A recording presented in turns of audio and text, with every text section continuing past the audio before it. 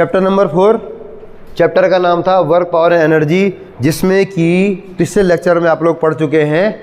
Work के बारे में पढ़ा था हम लोगों ने कि वर्क क्या होता है, टाइप्स ऑफ वर्क यानी कि पॉजिटिव वर्क था, नेगेटिव वर्क था और जीरो वर्क था उसमें। ये भी आप लोग पढ़ चुके हैं, ध्यान है ना? ठीक से पढ़ना, उसे पूछता है, इसमें क्वेश्चन बनते हैं कई बार।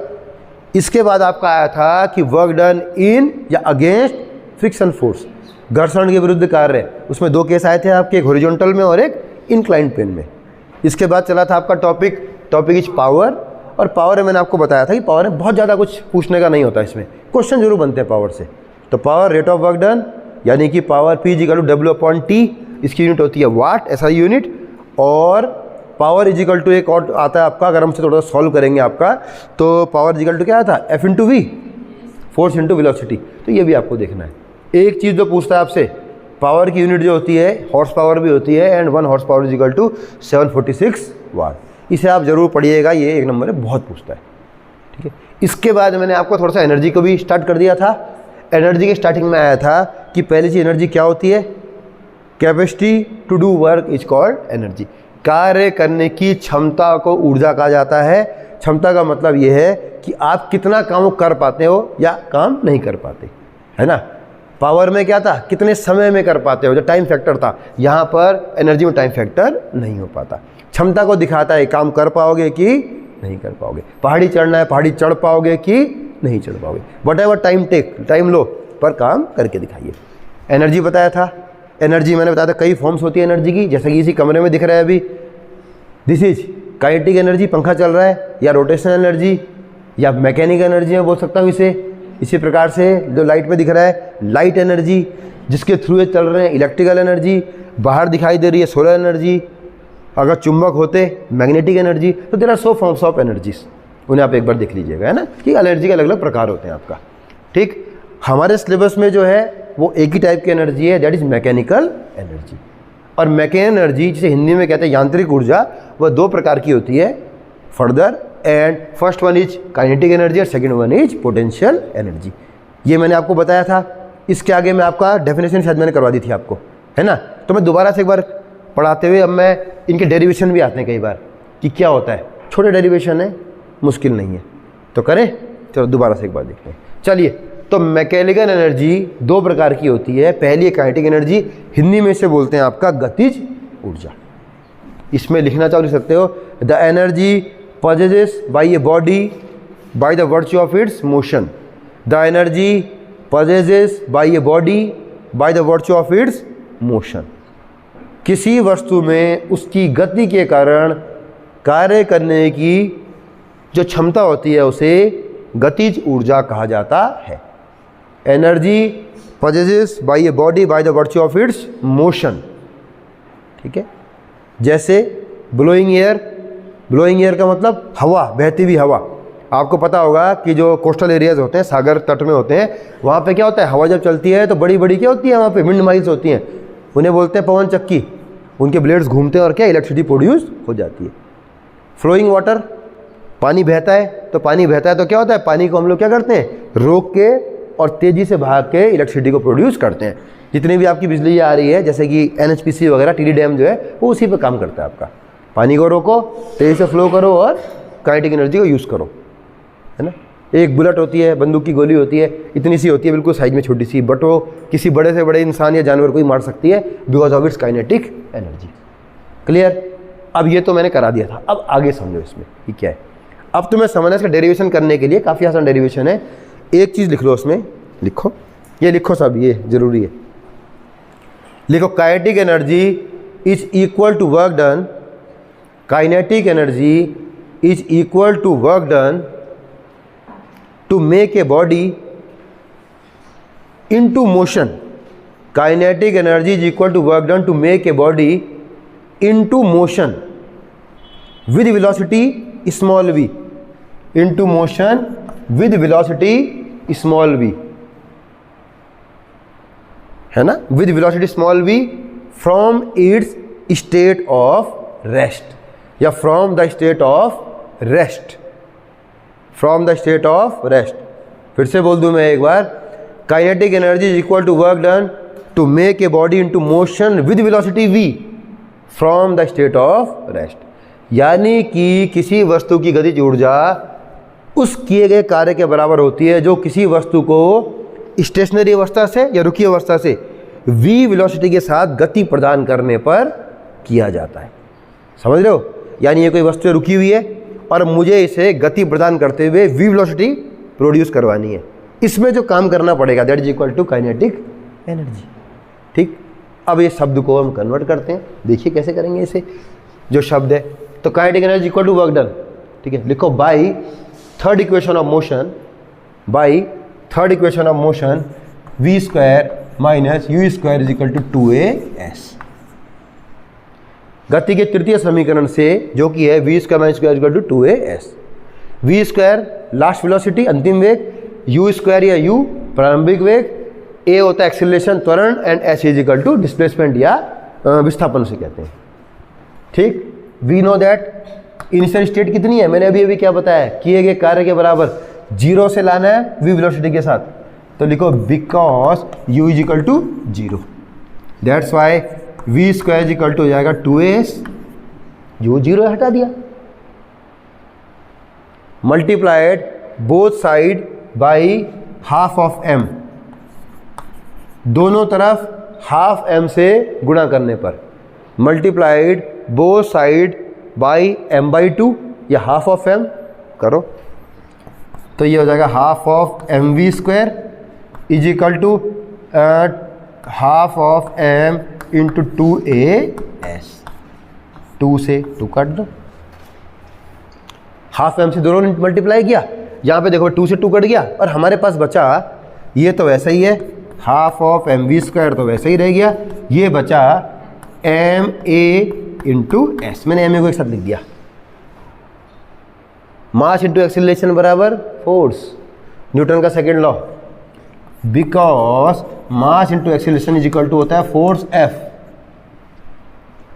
तो मैं मान रखने जा रहा हूं, तो ये आ जाएगा half of mv square is equal to force into displacement, और बल गुणा या विस्थापन बराबर होता है वर्क डन, लिखो इज इक्वल टू W, इतना लिखो पहले, फिर आगे बढ़ूंगा, पहले समझो,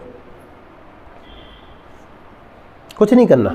थर्ड इक्वेशन लिखी, u का मान 0 कर दिया मैंने, क्योंकि हमें क्या है 0 से v लोड से लेके जाना है, जो मैंने डेफिनेशन बताई थी तुम्हें, उस कार्य के बराबर होती है जो कि 0 से v तक लाने में किया जाता है। ठीक है जी, तो कार्य भी आ चुका है नीचे वैसे, तो पहले मैंने इसे v लिखा, u को 0 किया, यहाँ पे आया हाफ ऑफ m से मल्टीप्लाई किया और थोड़ा सा मैथमेटिक्स लगा के m is equal to f और F इंटू एस यानी कि फोर्स इंटू डिस्प्लेसमेंट बराबर वर्क, तो ये आ गया वर्क, यानी कि यह वर्क डन जो है वह वर्क डन है जो किसी ऑब्जेक्ट को 0 से v तक लाने में किया जाता है, and this is equal to kinetic energy. तो लिख लो, लिख दिया यहाँ पे W, तो ये बराबर W किसके, काइनेटिक एनर्जी के। तो यहाँ से लास्ट में मैं लिख रहा हूँ ओवरऑल, तो यहाँ से आपने निकाल लिया kinetic energy is equal to half of mv square, बस लिखिए, इसे और अच्छे से लिख लो। एक बार चेक करो, डेरिवेशन आता तो कर लोगे, और डेरिवेशन आते हैं, मेरे ख्याल से आसान डेरिवेशन कुछ भी नहीं है इसमें। ठीक है, ये काइनेटिक एनर्जी एंड इसका डेरिवेशन, कभी कभी 5 नंबर पे एक बार क्वेश्चन आया ये काइनेटिक यानी potential energy with derivation. Clear, आगे बढ़ूं, अगला देखो पोटेंशियल एनर्जी। हिंदी में से कहते हैं बेटा स्थितिज ऊर्जा, और इंग्लिश में कहते हैं पोटेंशियल एनर्जी। पोटेंशियल का मतलब होता है, आपने कभी ध्यान देना, अगर तुमने कभी सुना हुआ, इंग्लिश में कहते हैं I think this guy have some potential, मुझे लगता है कि आपके अंदर कुछ पोटेंशियल है। पोटेंशियल का मतलब कुछ ऐसा, देखने में तुम नॉर्मल लग रहे हो लेकिन कुछ बात है तुम्हारे अंदर, पोटेंशियल एनर्जी। हिडन एनर्जी, जो हमें पता नहीं है कि एनर्जी है लेकिन उसके अंदर एनर्जी है, दैट इज हिडन। तो इसमें आएगा डेफिनेशन में इसकी, द एनर्जी, ठीक है, possesses by a body, the energy possesses by a body by the virtue of its position या by the virtue of its configuration. The energy possesses by a body by the virtue of its position या configuration.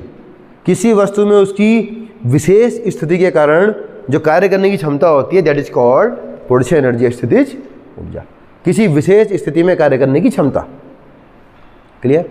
विशेष स्थिति का मतलब जैसे कि कोई spring, दबा हुआ स्प्रिंग, चाबी दी हुई कोई भी घड़ी, एक बो एंड एरो धनुष बाण, उसे खींच दिया मैंने तो खिंची हुई स्थिति में उसमें एनर्जी है, खिंचा हुआ है तो क्या उसमें एनर्जी, अगर छोड़ूंगा तो निकल जाएगा सामने, हिट कर देगा कोई भी, है ना।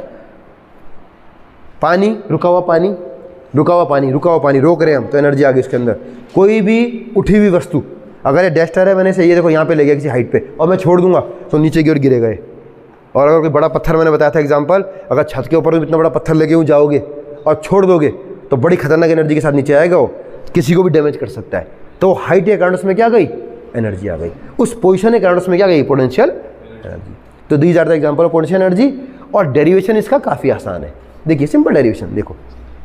लेट वही मैंने कोई ऑब्जेक्ट लिया, लेट यहाँ पे कोई पत्थर ही लिया, उसको मैंने लेट h हाइट पे रख दिया, ठीक है। ये कोई ऑब्जेक्ट है, लेट इसका जो वेट है that is mg, mass m into g कर दो तो वेट आ गया। कोई mg वेट है जिसको कि h हाइट तक उठाया गया, तो इसमें क्या आ गई, पोटेंशियल एनर्जी। मैंने बताया किसी हाइट में क्या आती है, एनर्जी, बस। अब डेफिनेशन क्या बनेगी इसकी, देखो, potential energy is equal to work done to move this object from zero height to h height. किसी भी पत्थर को या भार को जीरो से लेके h हाइट तक ले जाने में जो कार्य किया जाता है that is equal to potential energy. इस कार्य को पोटेंशियल एनर्जी कहेंगे आपका। तो सिंपल यहाँ पे, तो potential energy is equal to work done W, किसको लेके गए तुम, देखो वर्क डन की इक्वल टू क्या था, फोर्स इनटू डिस्प्लेसमेंट। चलो पहले इतना लिखो, फोर्स इन डिस्प्लेसमेंट, ठीक है। यानी कि potential energy is equal to, ध्यान देना, फोर्स की जगह ma, F बराबर ma या mg in case of gravity, mg और इनटू हाइट कितनी है, h, बस mgh, इतना ही है, बस कुछ भी नहीं है इसमें, मान रख ले। फोर्स बराबर ma और एक्सीलरेशन कौन सा वाला है, ग्रेविटेशनल एक्सीलरेशन है, तो mg हो गया। और हाइट कितनी है, डिस्प्लेसमेंट कितना किया, h, mgh, बस दिस आंसर लिखिए। तो बस potential energy is equal to work done to move this body from zero height to h height. जैसे काइनेटिक एनर्जी में जीरो से लेके v वेलोसिटी तक करने में कार्य किया गया, यहाँ पे हाइट तक ले आने में कार्य किया गया, दैट्स इट। पोटेंशियल एनर्जी में ध्यान रखना, पहले हम काम करते हैं। जब धनुष बाण था तो पहले मैंने खींच के उसे लाया, हमने काम किया है। स्प्रिंग थी तो स्प्रिंग को पिचकाया है, हमने काम किया है। घड़ी में चाबी भरी है तो पहले हमने चाबी दी है उसमें। तो पहले हम काम करते हैं, उसके बाद हमें काम का रिटर्न में मिलता है। इसको हाइट में ले आने पर मुझे काम करना पड़ा, तुम्हें पत्थर जब लेके गए हाइट पे तो पहले आपने काम किया वहाँ पे, है ना, क्लियर। तो अगर मैं बोलूँ कि mechanical energy is equal to kinetic energy plus potential energy, तो इसका मान हो जाएगा half of mv² plus mgh। लिख लीजिए चाहे तो, because mechanical energy sum of both, तो mechanical energy is equal to sum of this two. और याद रखना आसान है, हाफ mv² और mgh, क्लियर। अगर ये क्लियर है तो अगला टॉपिक बहुत इंपॉर्टेंट टॉपिक है, करें, देखिए। और इस टॉपिक को तो आपको ये आना ही चाहिए, और इसमें क्वेश्चन बनेगा, हो सकता है इस बार भी आ जाए, तो प्रिपेयर रहो। अगला टॉपिक है कंजर्वेशन ऑफ एनर्जी, ठीक है। मैंने आपको पहले बताया तीन चीज़ हमेशा कंजर्व रहती है। आपने दो चीज़ ऑलरेडी पढ़ ली है, दो का मतलब मोमेंटम पढ़ा है आपने। पहला मोमेंटम लीनियर मोमेंटम, क्वेश्चन भी आया था इस बार, मैंने दिया था आपको। और दूसरा पढ़ा आपने सर्कुलर या रोटेशनल वाला एंगुलर मोमेंटम, बताया था ना कि इन एब्सेंस ऑफ टॉर्क, दोनों आप पढ़ चुके हैं, है ना। अब आएगा कंजर्वेशन ऑफ एनर्जी, चार्ज वाला तो अगले उसमें पढ़ोगे आप लोग, यानी अगले उसमें सेकंड सेम में आपका अगला कंजर्वेशन ऑफ एनर्जी। ये तो मैं आपको बताता हूँ कि आपके सिलेबस में एक्चुअली क्या है, कंजर्वेशन ऑफ मैकेनिकल एनर्जी है जो सिलेबस में आपके जो पूछेगा भी, पर समझ लो कंजर्वेशन ऑफ एनर्जी का मतलब ऊर्जा संरक्षण। ये मुझे आपको शायद आता होगा। Energy can neither be created nor be destroyed but it can convert into one form to another. ऊर्जा को न तो उत्पन्न किया जा सकता है ना ही नष्ट किया जा सकता है, बस ये एक फॉर्म से दूसरे फॉर्म में कन्वर्ट हो जाती है। जैसे इस कमरे में अगर आप देखिए, इस कमरे में आप फैन चला रहे हैं या लाइट जला रहे हैं तो जितनी इलेक्ट्रिक एनर्जी कंज्यूम होगी उतनी क्या होगी, आपको मैकेनिकल एनर्जी मिल जाएगी। जितनी इलेक्ट्रिकल एनर्जी कंज्यूम होगी उतनी ही in the form of light energy आपको क्या होगी, मिल जाएगी। हीटर जला दोगे तो जितनी एक एनर्जी कंज्यूम हो रही है उतनी दूसरी एनर्जी क्या हो रही है, प्रोड्यूस हो रही है। इस यूनिवर्स की टोटल एनर्जी क्या है, हमेशा फिक्स है, वही ध्यान रखना है ना। कंजर्वेशन ऑफ एनर्जी, एक कम दूसरी बड़ी, ये क्लियर। अब वो क्वेश्चन लिखो जो तुमसे पूछा जाएगा। लिखिए, क्वेश्चन ही दे दो सीधे क्वेश्चन फॉर्म में लिखो। प्रूव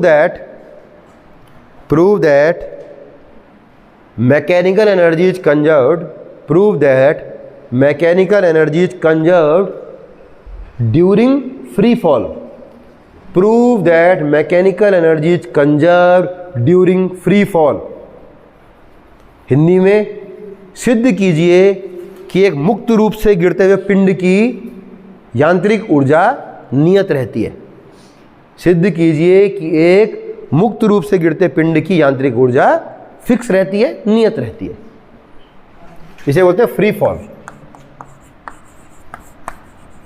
मुक्त रूप से गिरता कोई पिंड, मैंने एक डस्टर लिया, इसको गिराया, तो यहाँ से इस हाइट से और ज़मीन तक आने में अलग अलग पॉइंट पे कैलकुलेट किया जाएगा, तो इसकी मेगा एनर्जी किसी भी पॉइंट पे क्या रहती है, सेम रहती है आपकी। तो मैं एक फिगर बनाने जा रहा हूँ, तो देखिए एक फिगर बनाते हैं। लेट ये हाइट है पूरी h, ये 0 यानी ग्राउंड, ये h हाइट। एक लेंगे पॉइंट हम a यहाँ पे, पहला पॉइंट यहाँ मान लो a, एक पॉइंट बीच में मान लो कहीं b, और एक नीचे मान लो पॉइंट c ग्राउंड पे। a से b की डिस्टेंस है लेट x, तो यहाँ से आगे जो बच्चे की डिस्टेंस ये हो जाएगी h माइनस एक्स। लिख लीजिए, ये इज ग्राउंड, इसे बराबर कर लेता हूँ, है ना। देखिए ए बी सी 3 पॉइंट लिए मैंने, लेट वही फ्री फॉल किया, इसे मुक्त रूप से गिराया है। एक पॉइंट लिया कोई, ये बॉल ली और बॉल को छोड़ दिया, तो पहला पॉइंट जबकि उसे जस्ट छोड़ा जाएगा ए पॉइंट, बीच में कहीं भी बी पॉइंट, और जब जमीन में बिल्कुल टच हो गया हो, लगभग टच होने वाला है, सी पॉइंट एट ग्राउंड। तो 3 पॉइंट में कैलकुलेट करेंगे हम लोग इसकी मैकेनिकल एनर्जी या kinetic energy plus potential energy. B point जो है वो ए से एक्स दूरी पर है, तो उसकी हाइट कितनी हो जाएगी नीचे से, h माइनस एक्स, क्योंकि टोटल h है, h में से x घटा दो। ये फिगर क्लियर, आगे बढ़े तो बस सब पॉइंट है। पहला एट पॉइंट ए पॉइंट पे चेक करते हैं पहले, देखिए पॉइंट पे है ना। पहले काइनेटिक एनर्जी, काइनेटिक एनर्जी होती है बेटा हाफ ऑफ mv स्क्वायर, हमको पता है। अब देखो अभी ये मैं छोड़ने वाला हूँ इसे, अभी तक रिलीज नहीं हुआ है। जब रिलीज नहीं हुआ है तो इसमें वेलोसिटी कितनी है अभी, 0। स्पीड तब आएगी जब ये छूटेगा, तो क्योंकि because v is equal to 0, at point v is equal to 0, तो v स्क्वायर भी 0, तो यहाँ से हो जाएगा सीधे, इसका अगर मैं मान हाफ mv स्क्वायर की जगह इंटू 0 कर दूँ तो काइनेटिक एनर्जी इजिकल टू 0। क्योंकि वेलोसिटी है ही नहीं और वेलोसिटी मल्टीप्लाई है, तो 0 से मल्टीप्लाई होगा तो पूरा ही 0। तो एट पॉइंट है kinetic energy 0। Potential energy mg और इंटू हाइट कितनी है, हाइट सिर्फ हाइट पे डिपेंड करती है, h mgh। तो mechanical energy is equal to, दोनों को जोड़ दो, यानी कि kinetic energy plus potential energy, and that is mechanical energy is equal to, ये आ जाएगी 0 plus mgh is equal to mgh, equation 1। देखिए ये 0 थी, ये mgh थी, दोनों को जोड़ दिया। तो यानी कि पॉइंट ए पर जो कुल energy I mechanical energy, that is mgh। लिख लीजिए, एक बार देखो कुछ समझ में नहीं आ रहा तो बताओ। पॉइंट ए पर एनर्जी, वेलोसिटी नहीं थी, काइनेटिक एनर्जी 0 और हाइट मैक्सिमम थी तो h। अगला एट पॉइंट बी आओ, पॉइंट बी पे देखिए। अब देखो पॉइंट बी पे हमें क्या करना पड़ेगा, देखो पहले क्योंकि kinetic energy equal to half of mv square, तो वेलोसिटी चेक करनी पड़ेगी कि ए से बी तक आने में कितनी वेलोसिटी इसने गेन करी, कितना वेग बढ़ा है इसका। तो लिखो उसमें from Newton's third law of motion, Newton के थर्ड लॉ से, जो कि होता है v square minus U square is equal to 2as। यही होता है ना, स्टार्टिंग वेलोसिटी ए पर 0, u का मान 0, तो v square is equal to u तो 0 है, 2a की जगह आ गया g, हाइट का केस है, और s की जगह कितनी चला है, x, ये दूरी a से b की दूरी x। डिस्प्लेसमेंट कितना हुआ है s का मतलब, a से b तक कितना हुआ है x, तो ये वेलोसिटी a से b तक जाने में जो आई वो आई v square is equal to 2gx, ये स्क्वायर है।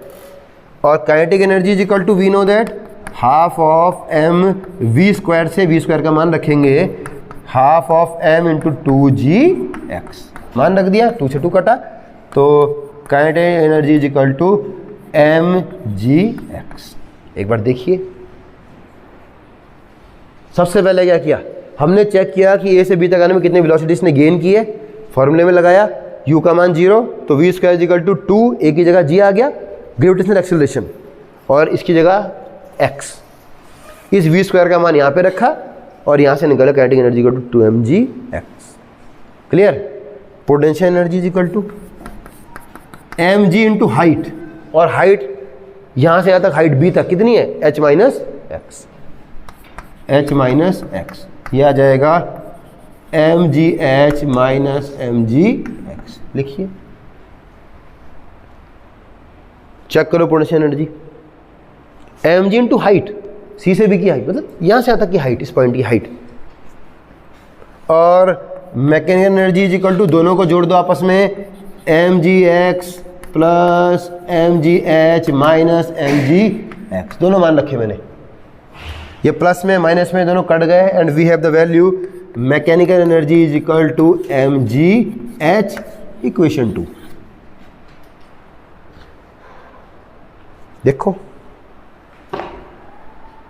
ये बहुत इंपॉर्टेंट क्वेश्चन है, बहुत पूछता है, वेरी इंपॉर्टेंट।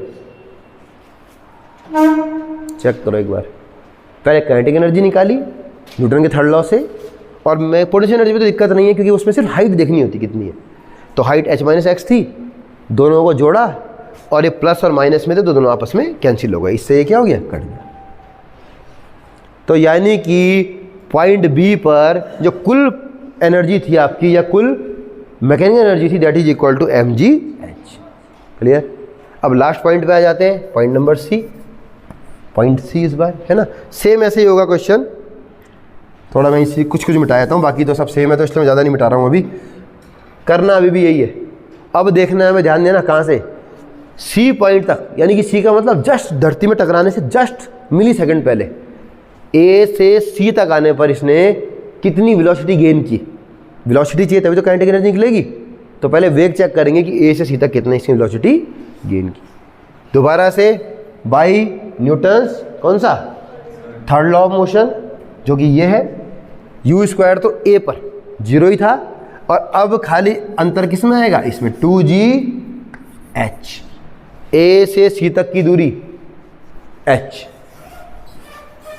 ठीक, यानी कि h है तो यहां पे क्या आ जाएगा, 2gh, 2 से 2 कटा तो mgh लिखो। पोटेंशियल तब निकालते हैं हम लोग, पहले इतना देखो, फिर से देखिए, सेम, यहां से यहां तक कितनी वेलोसिटी गेन की, इसमें मान रखा मैंने g, तो g आएगा, सिर्फ हाइट कितनी होगी इसमें h, तो यहाँ पे क्या आ गया h, और जब मान यहाँ पे रखा तो काटने के बाद वैल्यू इज mgh। ठीक है। और potential energy mg into height, और just before the ground height is 0, तो क्योंकि हाइट 0 है इसलिए ये 0 हो जाएगा, h का मान तो है ही नहीं, c पे तो 0 है, तो यानी कि mechanical energy is equal to sum of both, यानी mgh plus 0 is equal to mgh, and that is equation number 3। लिखिए,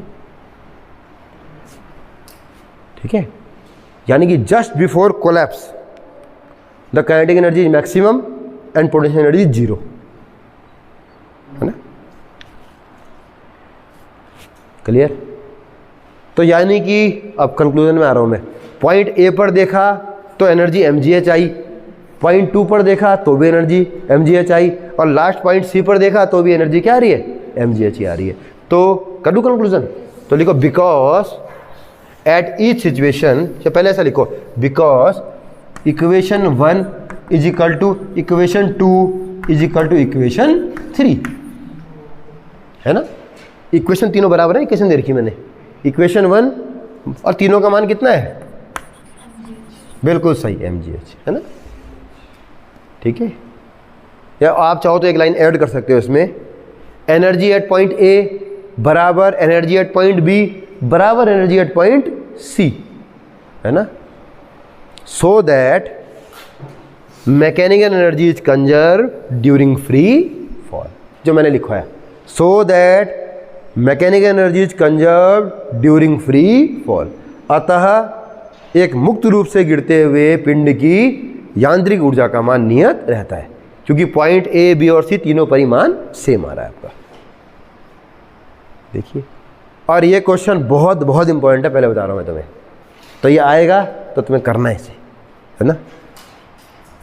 चेक करो कोई दिक्कत।